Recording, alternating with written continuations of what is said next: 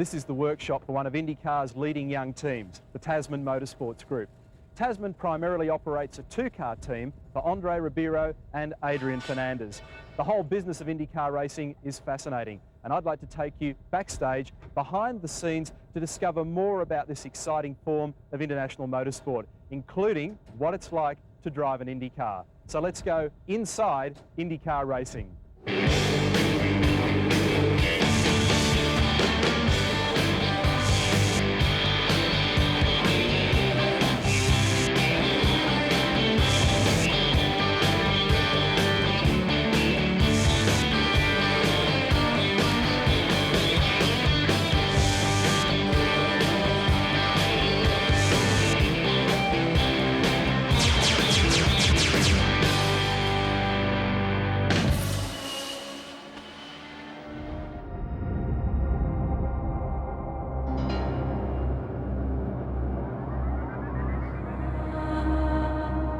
It's early morning, Gingerman Raceway, South Haven, Michigan. Bleak racing circuits like this dot the United States. Away from the crowds, glamour, media and the endless hype, IndyCar drivers, engineers and crew toil at these tracks for countless thousands of hours. It's often unrewarding, incredibly expensive, and they're looking for mere tenths of seconds. In the fiercely competitive world of IndyCar, this is track testing, one tiny but vital element in determining competition success.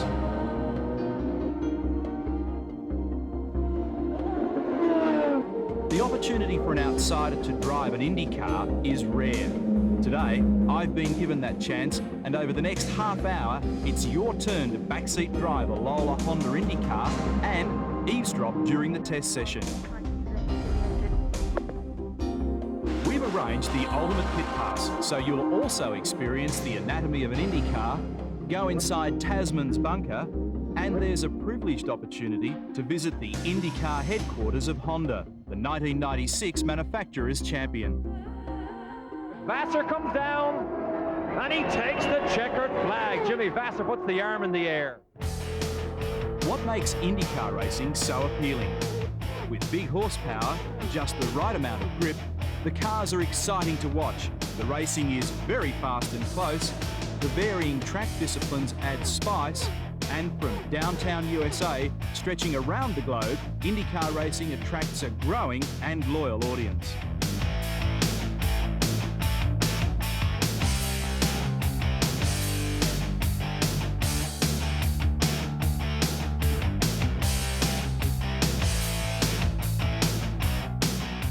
The 1996 season was no exception.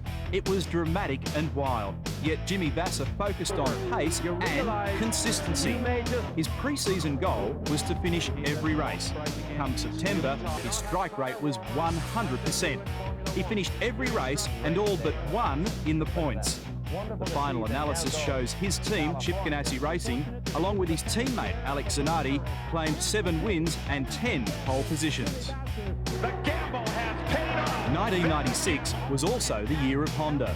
They delivered a crushing victory, 11 wins and 12 pole positions, and the 6 Honda-powered cars led a staggering 60% of all laps. Take the checkered flag. 1996 will also be bookmarked as a year the Mega Penske team failed to win a race, despite being consistent and challenging for the championship. The race leader has lost the engine. Can you believe this? Oh no! Within sight of the checkered flag. Up the hill. Other highlights? Michael Andretti at times swayed from calamity to legend, but won 5 races. Andre Ribeiro and Adrian Fernandez claimed 3 victories for the young Tasman Motorsports Group, and former Lotus Formula One driver Alex Zanardi made an incredible late-season charge with 4 pole positions in the last 4 races, capping the job with an amazing win at Laguna Seca. So the battle for the PPG Cup. Look, oh, look at him! Here he comes, and he gets him! Can he get him back? Can he hang on? Oh, and look at this! Down through the final lap. Alex Zanardi, remember, twice we've had the change on the final lap of the race this year. Alex Zanardi at the top of the hill, an area you would not normally try and pass. Ducks inside of Brian Herta, goes all the the way off the course on the right-hand side, and Alex Zanardi, with a brilliant move, takes the checkered flag from the pole and the win here at Laguna Seca. Unbelievable. 6 different drivers stood on top of the podium in 1996, the year of Vassar, Honda, and a wonderful battle between tyre giants Firestone and Goodyear. 1996 also proved the great strength of IndyCar racing is its depth of competition and a relatively level playing field. Victories and podium finishes were not the exclusive domain of the wealthy big-budget teams. Finding success in IndyCar racing is a complex equation. Big dollars, technology, hard work, skill, application, and a sprinkling of luck are all equally important. Coming up next, we'll go behind the scenes with Honda and Tasman Motorsports to find out what's involved in taking a position on the IndyCar starting grid.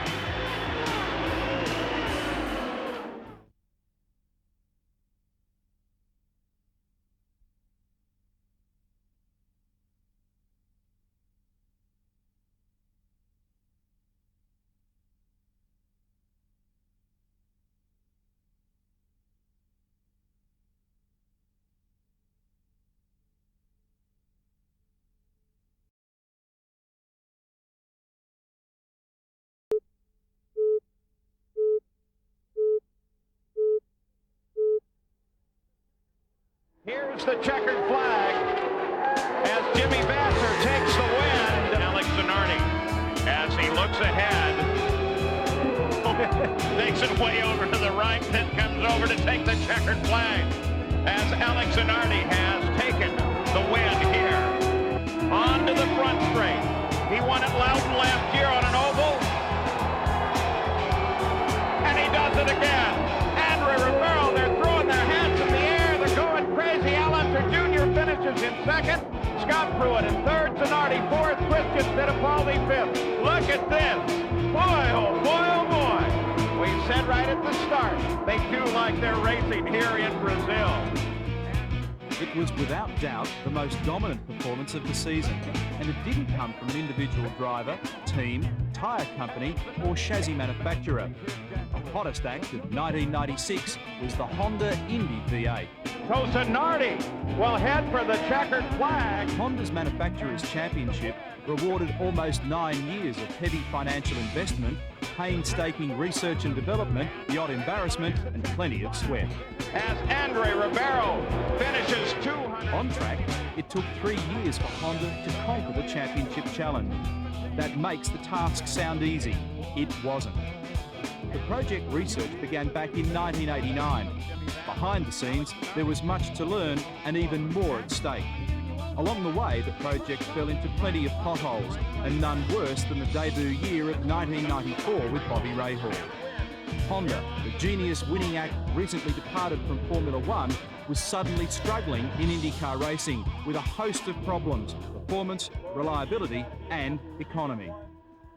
Number one was methanol. We'd never experienced working with methanol before, and its burn characteristics are just totally different than what were experienced in Formula One in particular. There you're using very exotic gasolines. They're really not even gasolines. They're so exotic in the petroleum chemical layout. And then moving to methanol, we applied a lot of the know-how and principles that we learned in Formula One to our IndyCar engine. In reality, it sent us totally down the wrong road. We were just doing things totally opposite of what we should have. Despite the initial hammering, there was no suggestion of surrender. In fact, in 1995, an all-new engine reversed the company's racing fortunes in the world's largest automobile market. Ironically, Rahal walked away from the project, and near neighbours Tasman Motorsports took the gamble to take on the Honda V8. It was worth it. A stunning Indy 500 run paved the way for a maiden victory at New Hampshire. And unfortunately, he'll see the checkered flag under yellow. His first win will come under a yellow, but still a well-deserved victory. Greco is the one that we thought. There's the checkered flag. Checkered flag for Andre Ribeiro, for Honda, for Tasman. Great victory here today, right from the pole. Ribeiro takes the victory as the yellow comes out. on the final lap. In 1996, the desire to bolt a Honda engine to your chassis was universal. The cosy one-car Tasman Motorsports deal with Andre Ribeiro quickly expanded to cover 6 cars and 4 teams. Vassar and Zanardi at Ganassi Racing, Ribeiro and Fernandez at Tasman, long-time Honda man Parker Johnstone with Bricks Comtech, and Gilles de Ferran driving for Jim Hall's team. By last season, Honda had the recipe just right. They claimed 11 of the 16 races, 12 pole positions, and the IndyCar World Series. And this is the building that houses the Honda IndyCar Engine V8 project. It's a 45,000 square foot high-tech facility called Honda Performance Development, or HPD. And we've received special permission to go inside the building that has forever changed the face of IndyCar racing. Take a good look around. Outsiders don't often get to peek inside this facility. Modern, high-tech and clinically clean, HPD is state-of-the-art. A typical IndyCar engine is in the range of $250,000, $250,000. And if I'm lucky enough to grab myself an IndyCar tomorrow, can I buy one of these, or what's the procedure? You can't buy one. Of course, the reason you can't buy one is because if we were to sell it to you, then it would be your property and you're free to open it up and look at our technology, basically. So we lease the engines to the teams. And how many engines would you keep at the plant here? I would say this year we had roughly 80 engines in circulations for all of our teams, including some engines for dyno testing. An average IndyCar team has, last year, or this season, would have 8 engines typically. In order to kind of complete the loop of service, maintenance, and to have roughly 3 engines at each race at their disposal, one for their race car, one for their backup or T car, and one as a spare.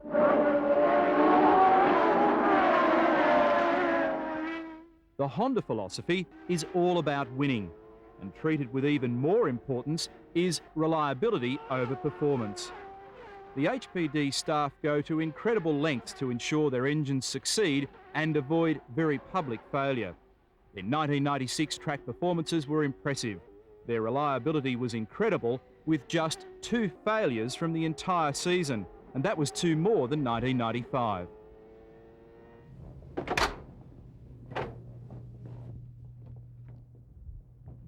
Here we are in the inspection room. We use this variety of pieces of equipment in here to inspect all the different components of the engine for quality reasons, tolerance, material quality as far as hardness or that kind of thing. Do you measure every single component that goes into the engine, or just take a random sample of a production run to check that tolerances are correct? Currently, we're doing 100% inspection. Every component is checked to confirm that it meets the drawing specification before it goes in the engine. Unbelievably time-consuming. Yes, yes it is. But perhaps the reason for your reliability? I think so. It's we strive, as we were talking earlier, the quality is our #1 objective here. It comes before performance, and of course racing, you need both. Valued at $250,000 each, you might think that such an investment would last a lifetime. Not quite. IndyCar engines are designed to pass the checkered flag and not much more. 700 kilometres is the normal engine life. Then it's rebuild time back here at HPD, which incidentally comes with an invoice of around $40,000 US. There's an engine pool of about 80 power plants in a constant racing and rebuild cycle. Honda's IndyCar investment is massive. The costs are rumoured to be in excess of $60 million. A figure impossible to offset even when an engine package lease deal per year is around $2 million for each car in each team. However, there's more to the program than sheer cost. Engineer training, high technology research and development, new materials and fuel economy development, and marketing benefits all flow from the project. HPD also provides massive backup for the teams. It's a partnership in the search for success with massive engineering support and specialised trackside liaison. Honda is a very important part, and I'd be less than honest if I didn't say that they've had a big part in our success. They've been very, very good to work with. They've been terrific partners, both personally and professionally. You know, I can't say enough about them. You know, they're interesting, they're energetic, they're hardworking, and they're a lot of fun. You know, and they do a hell of a job at building engines. But I think now that we've established ourselves, we have found how to be competitive in this program. I expect that Honda will not necessarily continue to win every year, but at least stay at a level where we're getting promotional benefit out of it. Final turn for Jimmy Vasser, car 12, Chip Ganassi's target car, and he takes the checkered flag, the win. 4 in a row for Firestone. Parker Johnstone comes home in second. Unser Jr. stays in there in third, followed by Tracy, and DeFerrin is able to manage out with a 5th place finish. Up next, we go to Tasman Motorsports for a backstage visit and to find out more about the weapons called Indy cars.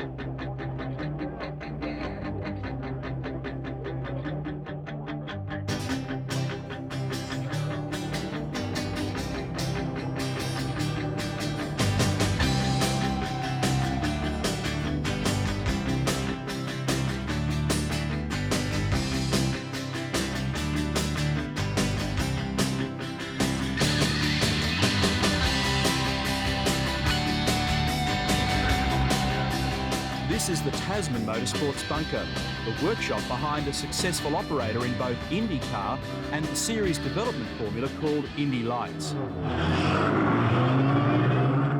The team operates a 2-car IndyCar team with 2 spare cars for Brazilian Andre Ribeiro and Mexican Adrian Fernandez. The Indy Lights team features 2 fast young Brazilians, Helio Castro Neves and Tony Kanaan. Last season, both divisions won 3 races under the ultimate guidance of owner and founder Steve Horn. Born and bred in New Zealand, Horn is a veteran of the IndyCar circus, having worked his way to the top after starting as a mechanic in Formula 5000 and Can-Am sports cars. Tasman is only 4 seasons young, but already boasts 2 Indy Lights championships. After an Indy 500 victory and twice winning the PPG Cup with Bobby Rahal in the 80s, Horn is piecing together a team that can someday repeat the performance. I think we've got the right balance in terms of experience and enthusiasm, and we've generally gone out and got the best drivers. And you know, although we haven't had the biggest budgets, we've been able to get together reasonable budgets, and I think as a team, Tasman gets 100% out of its dollar.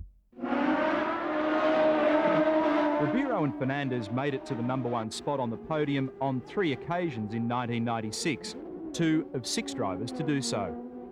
Ribeiro won his home event in Rio and brought the house down, backing up at Michigan with a win in the 500, Ribeiro finishes. and Fernandez found success on the streets of Toronto for his first IndyCar win. But as Jimmy Vasser conclusively proved last year, winning the series involves not only podium visits, but regular points finishes. The checkered flag. Jimmy Vasser puts the arm in the air. 16 rounds in 1996, you won 3 of them. Were you satisfied with that? No. I think we won 3 races, and that was a big achievement, but I think our performance was a little bit up and down. I think there were some races that got away from us, and that's going to be our goal for 97, is to improve our consistency, I think. Going to IndyCar War involves virtually military-style planning and precision. There's a dedicated crew for each car. Engineers, analysts, mechanics and support staff, the Tasman group encompasses just on 70 people. Andy Jones is crew chief for the Adrian Fernandez Tecate IndyCar. Basically responsible for all of the maintenance on the car with the exception of the engines. The engines are basically very high-tech light bulbs. We just screw in a fresh one when they start to get dim. And what about working on the cars? Are they great cars to work on, interesting cars to work on? Fascinating. They're probably more airplane than automobile to many people. And they're very, very highly stressed, so you have to have a very watchful eye. You have to spend a great deal of time looking at things closely, either visually or through our various crack detection systems. High degree of satisfaction when a team this size beats teams the size of Penske or other larger teams? I don't think there's anything better. I mean, we all say that we go to the races for free. They have to pay us to come to work. They have to pay us to go to sleep in the hotels on the road and to fly on airplanes. But when it comes to race day, we're all on our own nickel. We just love it. I mean, it's something we'd all rather do than anything else, or we wouldn't be here. It's this enthusiasm, or is it a disease, that motorsport breeds? The desire to participate, compete and succeed is infectious, driving staff to deliver their best and at times performing duty and services above and beyond the typical 40-hour week. IndyCar racing is played out on a variety of stages: 1 mile ovals, super speedways, road courses, city street circuits, and even an airport.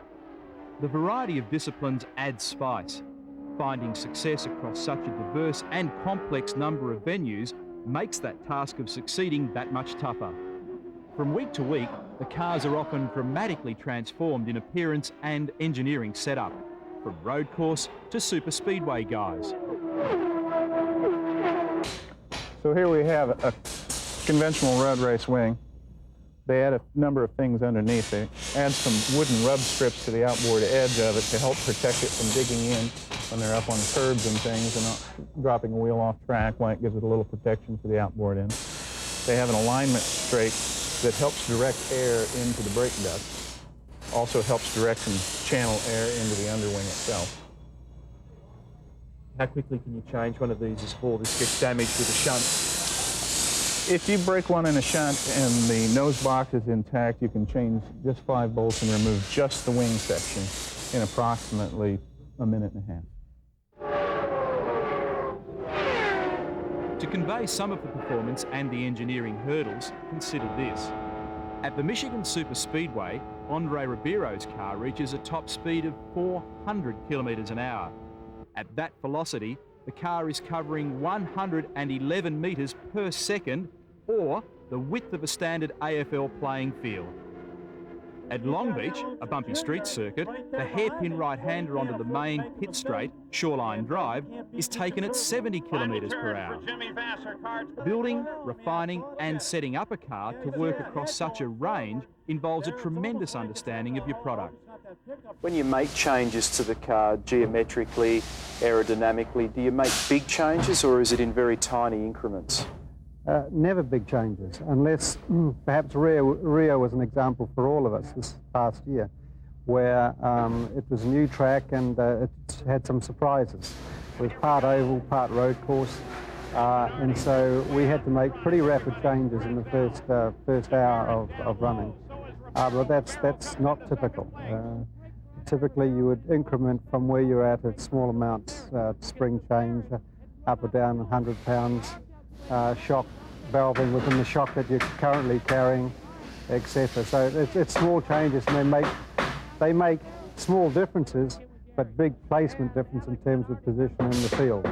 What about the varieties of discipline in IndyCar racing? You've got 1 mile ovals, super speedways, road courses, street circuits. There's a massive range there for the car to perform across and for the team to adjust and the driver to interpret. Is that a problem? It's not a problem, really. It's a tremendous challenge, engineering challenge, driver challenge, team challenge. Challenge is a word often repeated in reference to IndyCar racing. Different tracks, fuel economy limitations, balancing speed versus grip. All these conflicts and challenges make a championship victory an amazing lure and coveted prize. Can you win the championship? I certainly think the ingredients are there to do it. I think at this stage, and it's still 3 or 4 months away from the start of the season, most of the components, I think, are starting to fall into place. So it's going to come down to the individual drivers, the individual team players, to see whether they can maximise the opportunity. A key element in the road to victory in the IndyCar World Series is testing. And after the break, join us trackside in the Ducati Lola Honda.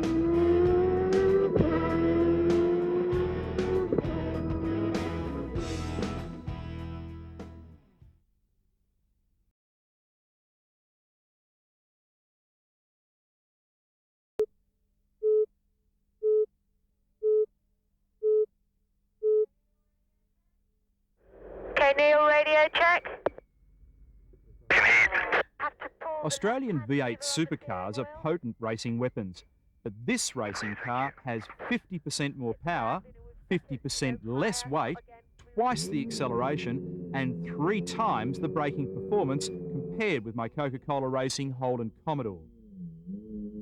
Drive a standard Honda Accord absolutely flat out, and by comparison, the Indy car can whistle by, lapping the road car every 3 laps.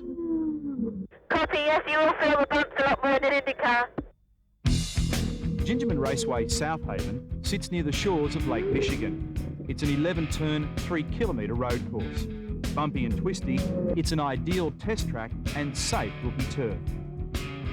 Autumn can be cold in Michigan, add some wind chill from the nearby lake, and on this day, it's downright freezing. Today, regular driver Adrian Fernandez is elsewhere, keeping warm on PR duty. I'm doing the driving.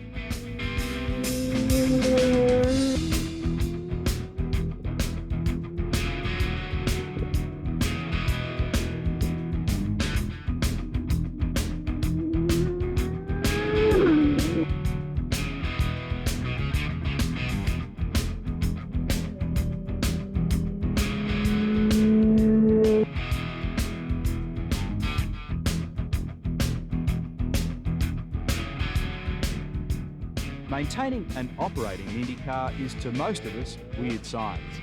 Fractions of millimetre adjustments can mean the difference between victory and, well, merely finishing. More because it's very cold, just try and keep the heat in the engine. Diane Holl chief engineers the Adrian Fernandez car. Formerly a Formula One engineer with Ferrari and Benetton, Diane is responsible for technically directing the driver and crew on all performance aspects of this $800,000 machine. Holl has a degree in engineering and intimately understands this car and race vehicle dynamics.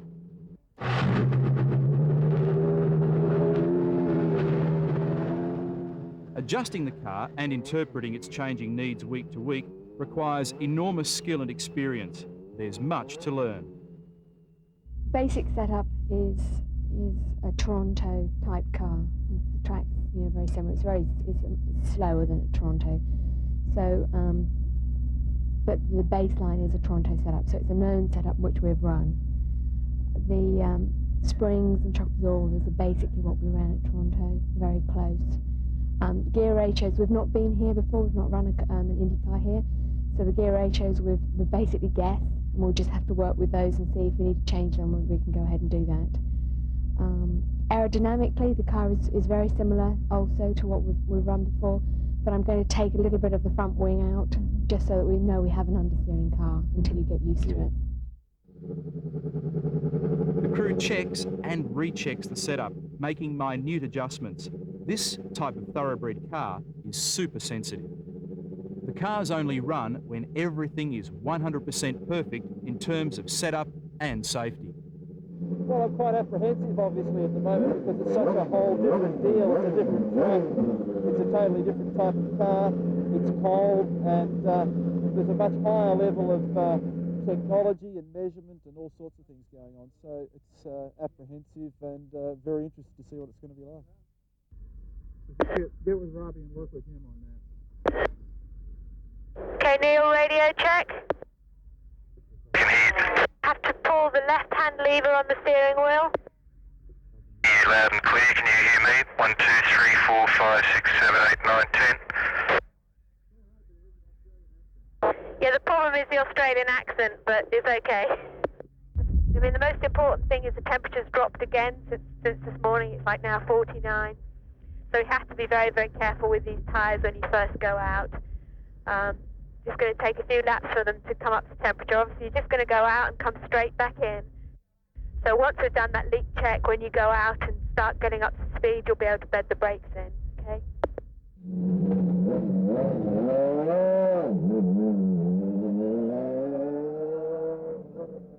On cold, shiny green tyres under a dull grey sky with cold air and track temperatures, the car is so slippery to drive, it feels dreadful. But there's no turning back, and the installation lap is completed, and I return for further checks. To begin to understand IndyCar performance and the Honda Indy V8 power output, the weight and power figures need to be put into perspective. All up, an Indy car weighs around 700 kilograms. Your typical medium-sized sedan, like the Honda Accord, weighs in at around 1,200.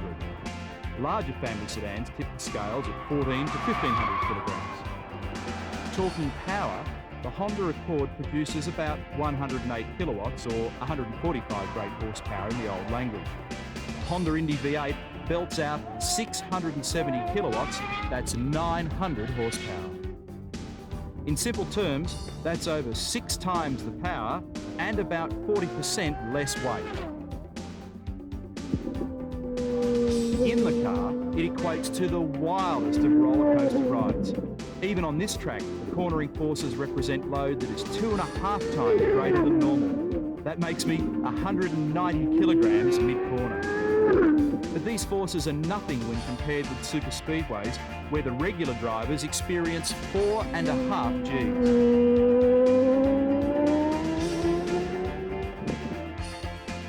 Compare the race car and the road car, and the performance of these 900 brake horsepower vehicles starts to hit home.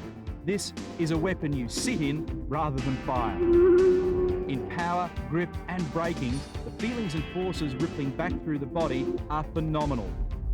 The speed and load generated literally takes your breath away.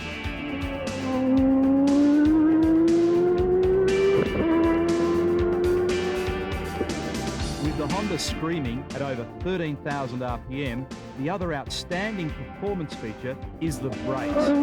Slowing the car from 250 kilometres an hour to 115 kilometres an hour for the final turn takes just 80 metres, the length of 4 cricket pitches. Less than half the distance required to stop the Coke Commodore from the same speed.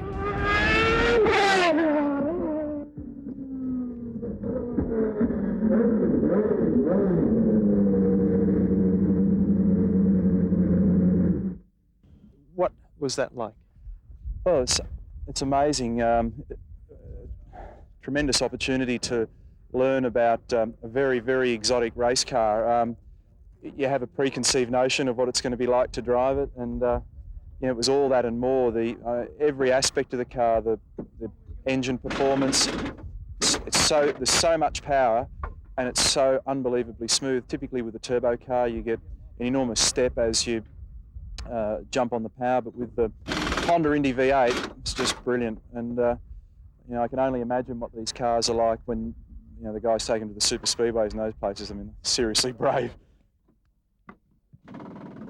Apart from being blown away by the outstanding performance, driving the car has also heightened my appreciation and respect for all the teams and drivers.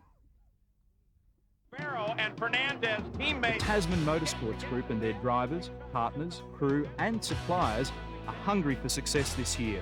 But it won't be easy. The competition is tougher than ever. This is exciting. Team pride on the line. IndyCar racing is mega competitive. The blend between cost, technology and entertainment making it more popular than at any other time. There are more teams, more drivers, more sponsors, bigger budgets and greater efforts. And they touch as they come through the... In 1997, the IndyCar World Series travels to 17 different locations across America, Canada, Brazil and of course Australia. Jam-packed grids and standing room only are commonplace. And the show in 1997 brings new challenges. Power and downforce have been reduced and the teams must do more with less in terms of fuel economy. Honda faces an escalating battle with Mercedes-Benz, Ford and Toyota. Toyota definitely has the expertise and the resources at hand to do that, and we do expect that. Toyota really has never been involved in this class or this level of open-wheel racing. They've never done Formula One and, of course, IndyCar, but they'll get it right. Regular chassis suppliers Lola and Reynard will come under pressure from newcomers Swift, who are teaming with Carl Haas, and former champ Michael Andretti, and a revitalised and hungry Penske operation. The battle also resumes between Firestone and Goodyear. As Indy Carnival on the Gold Coast approaches once more, that intoxicating combination of speed, glamour, technology and entertainment will provide another outstanding week of excitement.